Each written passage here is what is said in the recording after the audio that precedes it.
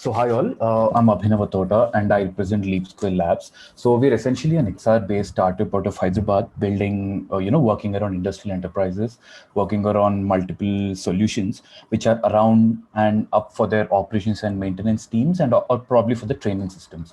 So we typically work with the software development part of it, the AR, VR inclusion into the technologies, and also how we can, have a core tool that works for a particular organization or a particular industry. So that's what we've been doing, and we have a bunch of products that we work on, which is one is the enterprise asset management system, and the other one is the learning experience platform. So both of these are around the format where how can we have a holistic view of one the asset part of it, and how can we have a holistic and immersive view on how employees can be trained on those assets. So these are the product divisions that we have. And today, probably, I'll just quickly run you down through the EAM, which is the enterprise asset management system that we aim for. So before actually getting down into the deepest part or the core part of the tool, so what with the changing evolution across the industrialization, we've observed that the technology is growing more and more. So with each and every other asset that is being developed, there has been a niche skill set that is particularly needed to handle that equipment. So let's say today you have an equipment to just lift something and put it down. Back in 1980s or 70s, it wasn't the case. So with the evolution of technologies, we always have had the evolution of the technical skill set as well. So today, I mean, when you look at a particular asset in a plant or a factory, be it the manufacturing or an OEM or anything of that sort, there are multiple teams that are associated around it. So it could be the operations team that's handling it. It could be the maintenance team that is maintaining the asset. Then you have the procurement, the production, the compliance team, the safety teams, the service teams, and a bunch of other things. So the asset is actually the key part of any manufacturing plant, and that defines the output and the production of that particular organization. So a lot of energy goes into maintaining an asset.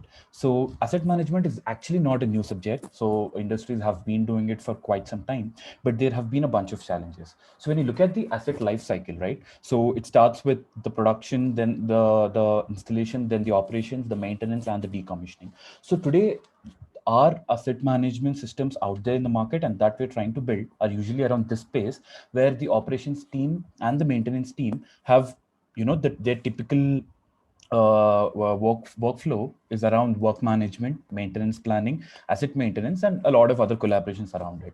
But you have a bunch of challenges around these things that we've observed by wandering into the industries and by working with medium and large scale enterprises. One is they don't have a comprehensive view of all the assets that they have. So let's say if it's a renewable energy company, they don't know the number of, I mean, they don't have a comprehensive view of all the assets that are there out there, their particular details, their asset health, as in the maintenance histories of that, and the overall view for a C-level management. So the major view is missing out for them.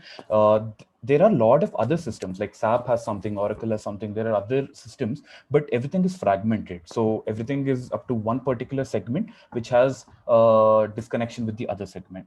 So, and when they have such a non-comprehensive view, assigning workforce to operate on an equipment or maintain an equipment is getting harder for them, and this is leading to higher downtimes, higher operational costs, and everything follows. And the key thing that occurred during the pandemic and also probably post pandemic is that remote assistance. So when a field technician goes onto the spot, let it be miles away or inside the plant, they have a very limited support. All they have is the basic manuals that they have for every equipment and a bunch of workflows that they have to follow. So these are the basic challenges that are being faced currently, and how can we actually fix them across. And when you see at the upskilling part and the training part of a particular asset or a workflow, the major challenge is that you don't have the workforce is aging, right? So you have a aging workforce. So the organization knowledge is being carried away. So how can you retain organization knowledge? So these are the key functions we are working on. So in our system, we have three major stakeholders. So one is a supervisor or operator, the on-site technician, and the asset. So we are building a comprehensive view, a system for these three stakeholders across an organization.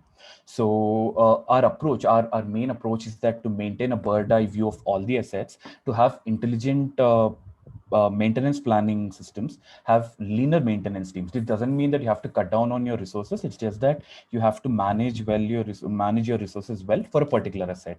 And then how do you generate proper work order systems? How do you give a remote based assistance? So these are the basic approaches that we are looking at. So if you look at the architecture of it, whenever there's an operator, whenever they spot an issue at the asset, they can immediately assign a remote assistant onto the asset using our platform, which is a desktop application. So immediately the work order will be given to a field technician using a mobile application, where they will reach onto the spot.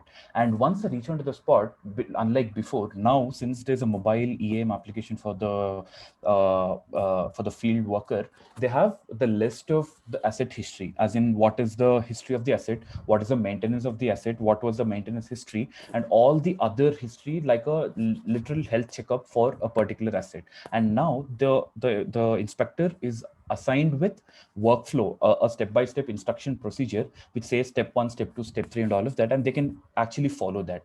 And even if the manuals don't work, even if these instructions are not sufficient for the field worker, they can actually dial in an expert call, where they can use it. They can use augmented reality, which is either through their mobile devices, or it could be an AR HMD, which is a head-mounted device, where they can immediately access the expert on the call.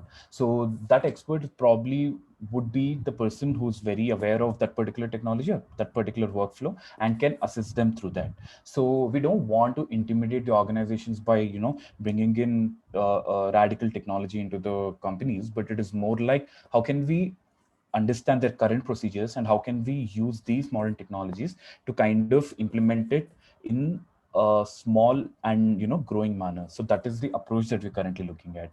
And once the problem is resolved, and then it maintains a history of the maintenance again. So in this way, there can be a comprehensive view for all the assets that are there out there. What are their maintenance histories? What are their contracts or warranties, and all of the expiring things?